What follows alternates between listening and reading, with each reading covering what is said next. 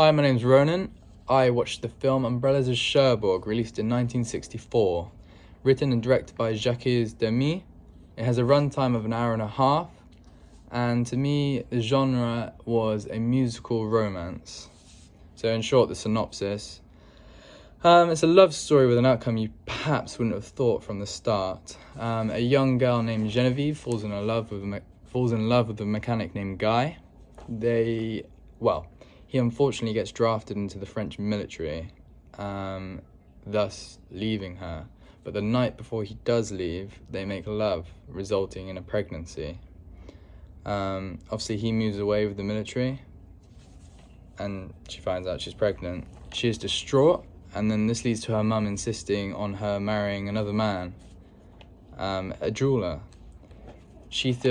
Unfortunately, she feels caged with him, and that's not something anyone wants.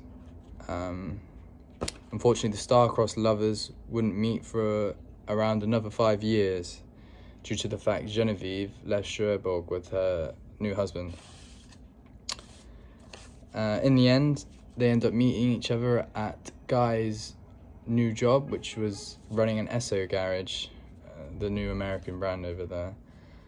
They exchange a conversation at the garage as Genevieve is waiting for a car to be fueled. In the end, he is offered by Genevieve to meet his daughter, the pregnancy from 5-ish years ago. He declines. To me, I'm going off the synopsis now, but to me this symbolises he's cutting all ties with Genevieve and never wants to see her again. And then they say their final goodbyes before leaving. One another forever. So the star-crossed lovers never ended up being with each other. My thoughts on the film, although it's a French film and I don't speak French, it did have subtitles, which did help, but I tended not to read the subtitles when watching it due to the fact the acting, the facial expressions, the hand movements, and all the dancing, the bright, vivid colours were all eye-catching to me, so I kind of focused on them rather than the subtitles.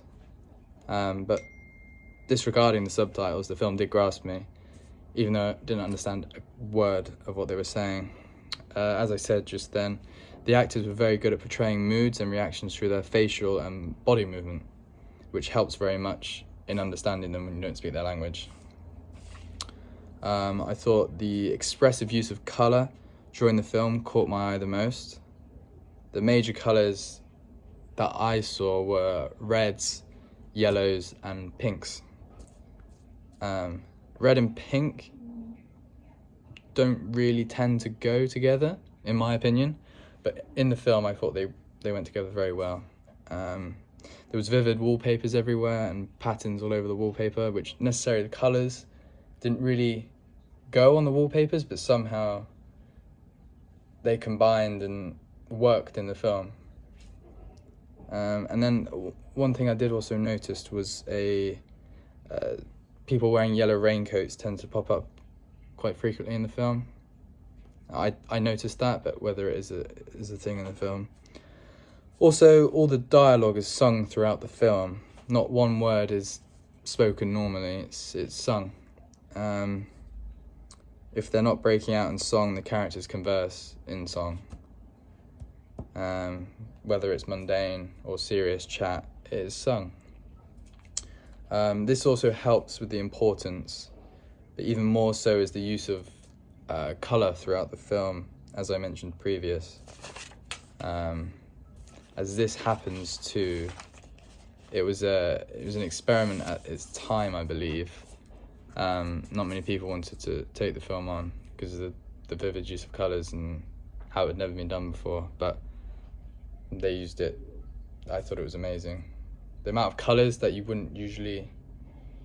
I'd say usually in a film you want a certain colour palette and you stick to that. They just went, we'll have every single colour under the rainbow. We'll put it in. They pulled it off. The colours also to me relate to Barbie, as throughout the film, Greta Gerwig incorporates an amazing colour palette. Obviously being a film about Barbie, pink is the most expressive colour throughout the film. Also, the layering of the different shades of pink, there's maybe, I think it said it in the video the other day, but also there's 5 shades of pink in one scene and they all seamlessly go together. And also the colour layering and umbrellas of Cherbourg and the different rooms with the different patterns on the wallpaper and just so many colours. Also, relating to Barbie, in my interpretation, the various and plenty outfit changes are very relatable. So Genevieve goes through many outfits over the course of the film, each striking their own individual way. And this is equal to Barbie. I've seen the film maybe twice, and I can't even begin to count the amount of fits Barbie had throughout it. Not to mention the rest of the cast in both of the films. And then, relating to costumes still, but the ending of both of the films, I thought the ending costumes for both Genevieve and Barbie are very similar, down to the fact that they're both dull compared to what their characters were like at the start of the film. They're very out there. Their costumes are bright, cheerful, colourful, but at the end they were very dull. And I believe Genevieve wears a brown fur coat and a black dress. This could symbolise her moving into a mature state of mind, leaving her younger years behind, and her colourful colour palette. As for Barbie, she wears a taupe blazer, white shirt, blue jeans, and a pair of Birkenstocks, a very casual modern style. She chooses this as she wants to be human and not some glitz and glamour doll. She wants to live and blend into the human world. To me, both outfits are such a massive change for the characters, going from, as I said previously, this glitz and glam to mundane colours. Thank you.